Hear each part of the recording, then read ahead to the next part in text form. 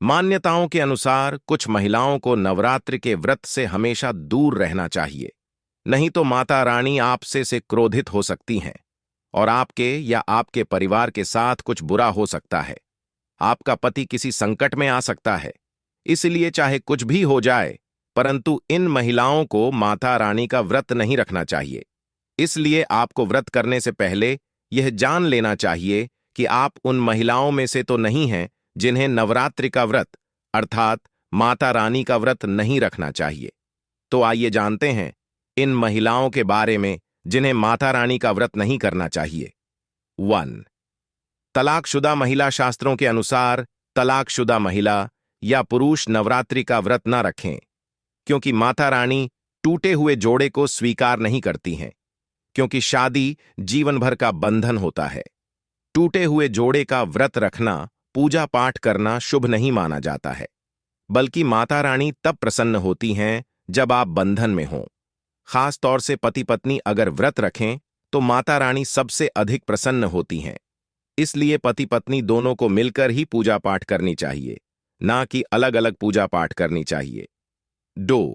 वैश्या। एक वैश्या महिला को भी नवरात्रि का व्रत नहीं करना चाहिए और ऐसी महिलाओं को कभी करवा चौथ का व्रत भी नहीं रखना चाहिए। शरीर की पवित्रता जब व्यक्ति की खत्म हो जाती है, तब वह मैला ही नहीं बल्कि पापी भी कहलाता है। इसलिए ऐसी महिलाओं की पूजा कभी सफल नहीं हो सकती है और ये व्रत ऐसी महिलाएं कभी ना रखें। 3. घातक बीमारी से पीड़ित।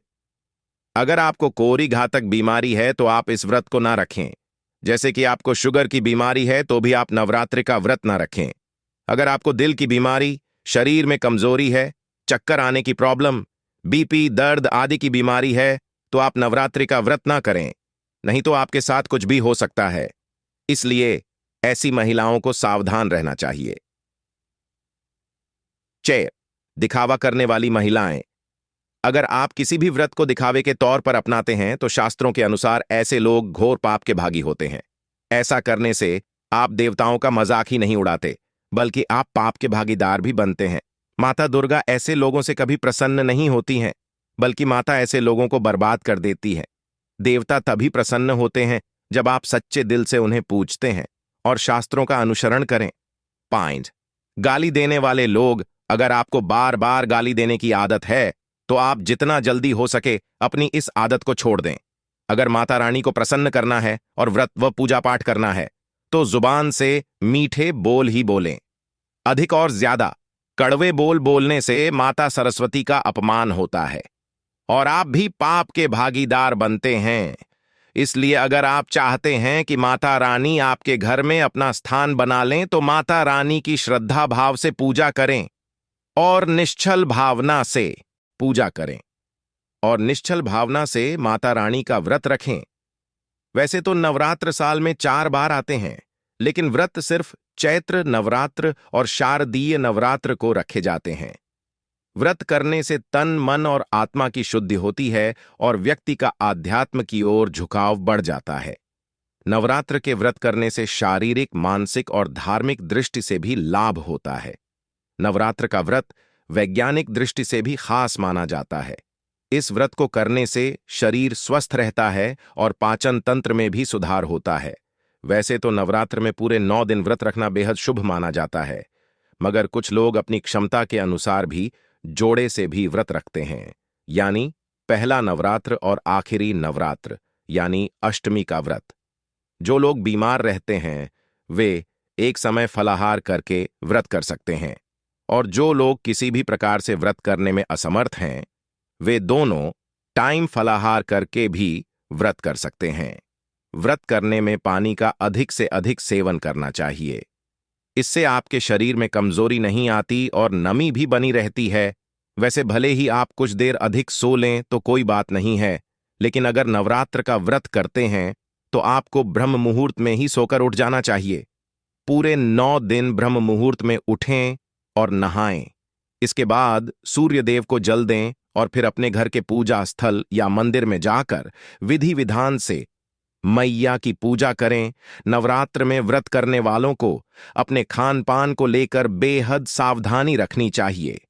अक्सर देखने में आता है कि कुछ लोग नवरात्र के दिनों में बाजार में व्रत का खाना खा लेते हैं। ऐसा करना सही नहीं है।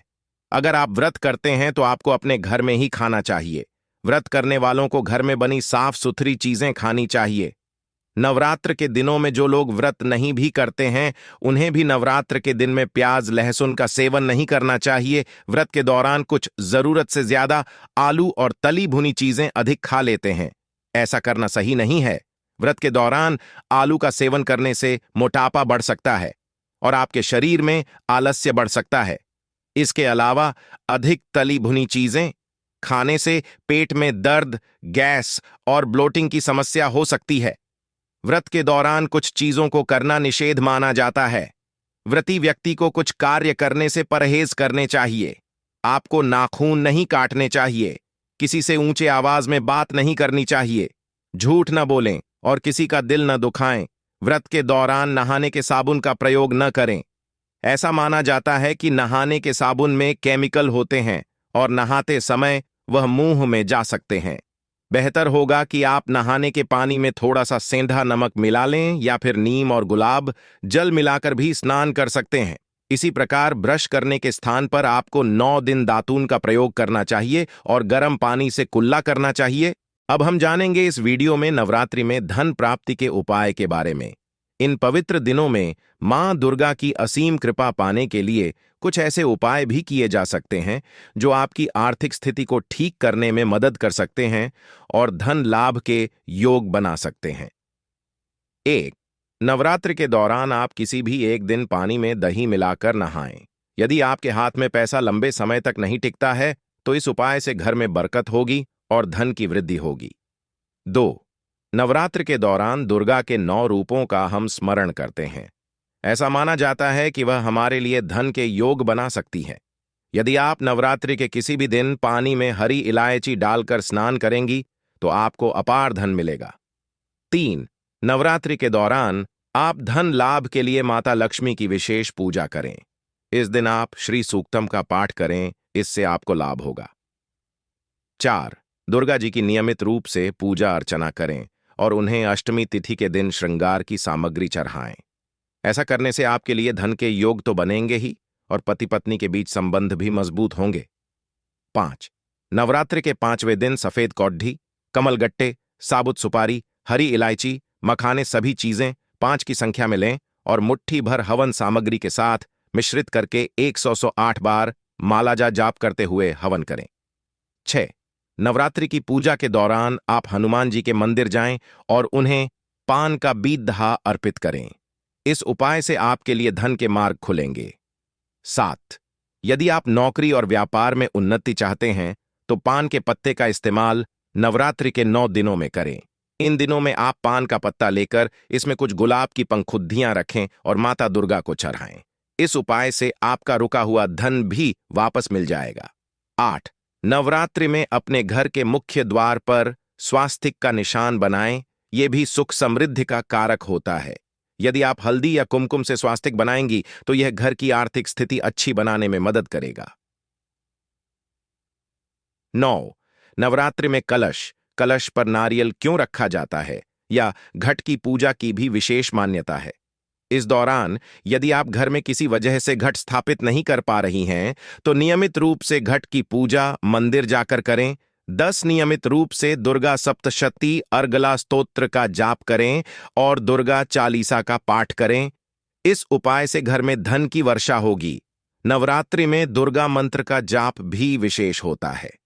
इन दिनों में यदि आप इस मंत्र का जाप करेंगी तो लाभदायक होगा। अगर आप लोगों को हमारा वीडियो पसंद आया हो तो वीडियो को लाइक करें और हमारे चैनल को सब्सक्राइब जरूर करें और अपने दोस्तों पास शेयर भी जरूर करें। कमेंट में जय माता दी अवश्य लिखें।